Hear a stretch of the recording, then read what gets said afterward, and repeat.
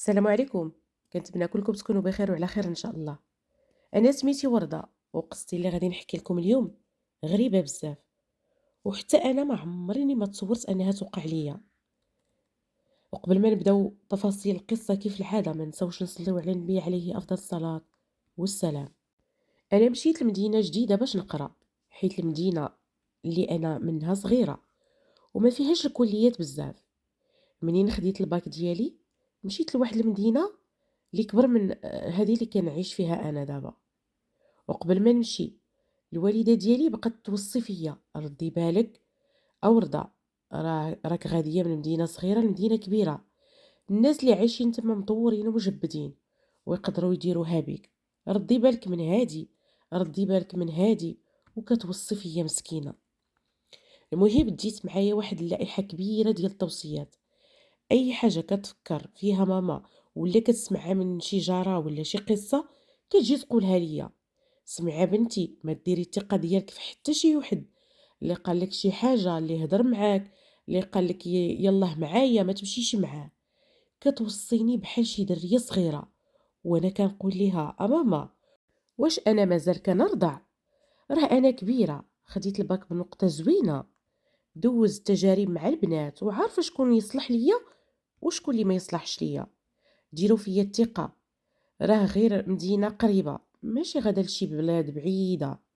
وهي كتقول لي: مسكينه، يا ريت كون مشيتي لشي بلاصه بعيده وماشي غير هنايا، راه كنخاف عليك وكنعرفك ما مطوراش وماشي بحال دوك البنات اللي مقصحات وخايبات. المهم خليت هضرت ماما، وبيني وبين راسي مقتنعه انني انا مجبده ومطوره وكنعرف مصلحتي، وما كاينش اللي يقدر يديرها بيا. كانوا عندي شي تجارب صغار مع الصحابات وكنت ديما كنفيق، فكنت كنحس براسي صافي قطعت الواد ونشفو رجليا.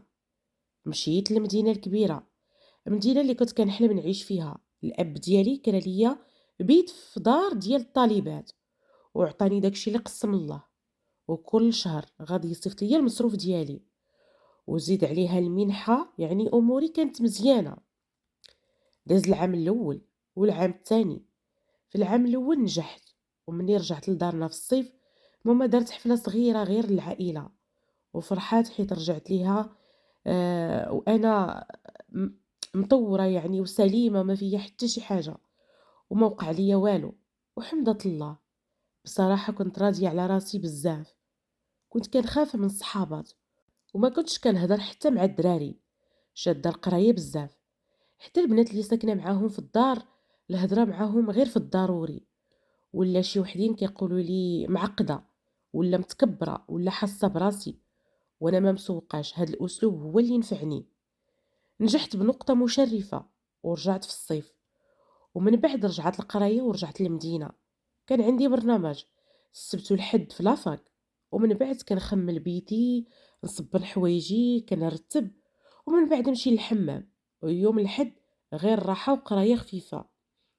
كنت كنرتاح في هذاك الروتين، لا عائله تما، لا معارف، غير حياتي انا ومكونسونطريه مع راسي. في واحد السبت كنت حاسه براسي عيانه ودايخه، ولكن قلت ما نخسرش البروغرام تاعي. خملت وصبنت وطويت الحوايج ومسحت الغبره في البيت، درت كل شيء. في العشيه هزيت صاكي ومشيت للحمام بوحدي بحال ديما.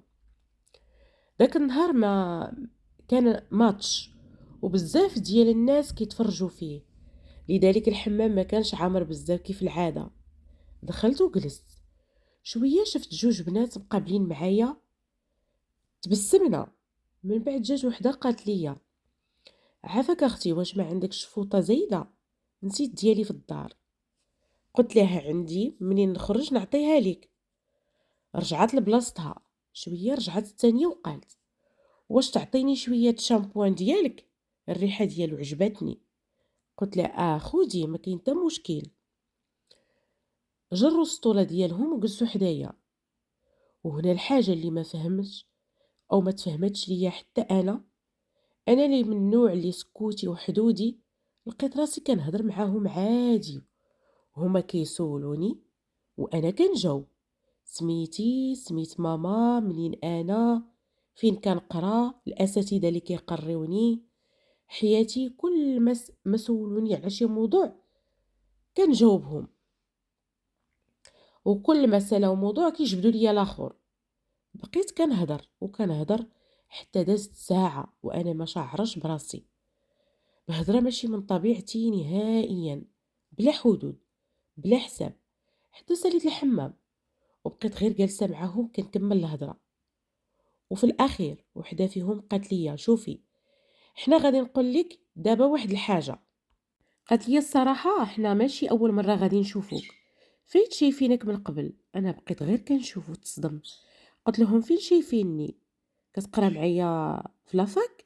قالوا لي لا، راه واحد السيد، يعني واحد الشخصية مهمة في هاد المدينة، راه حط عليك العين من شحال هادي، وهو اللي مصيفط عليك وكيقول لينا ديك البنت راه كتعجبني. انا بقيت غير كنشوف لهم.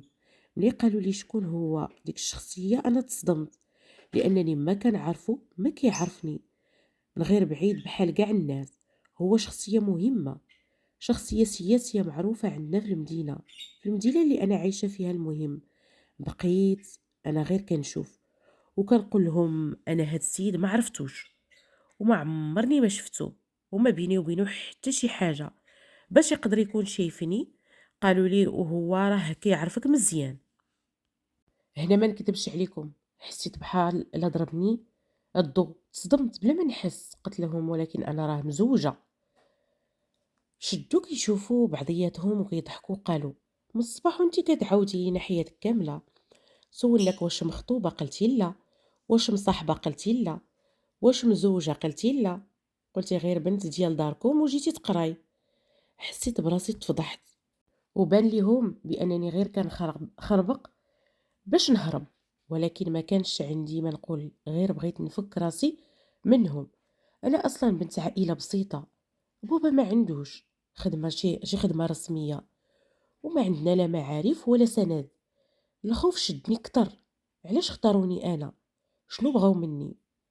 قلت لهم انا غادي نخرج. خرجوا معايا حتى الباب. عطيت الفوطه لوحده فيهم وبقيت كنلبس حوايجي وقلبي كيضرب بواحد السرعه ما تصوروهاش. بقاو ضاغطين عليا ومصرين انهم ياخذوا الرقم التليفون ديالي. قلت لهم ما عنديش تليفون، مع انني قبل كنت قلت لهم عندي. ولكن في ديك اللحظه غير بغيت نهرب. وحده مشات جابت ستيلو وورقه وكتبت لي الرقم ديالها وقالت ضروري تعيطي لينا باش نديوك لعندو. قلت لها ان شاء الله. خرجت من الحمام وانا كل اللي كنرجف وخايفه.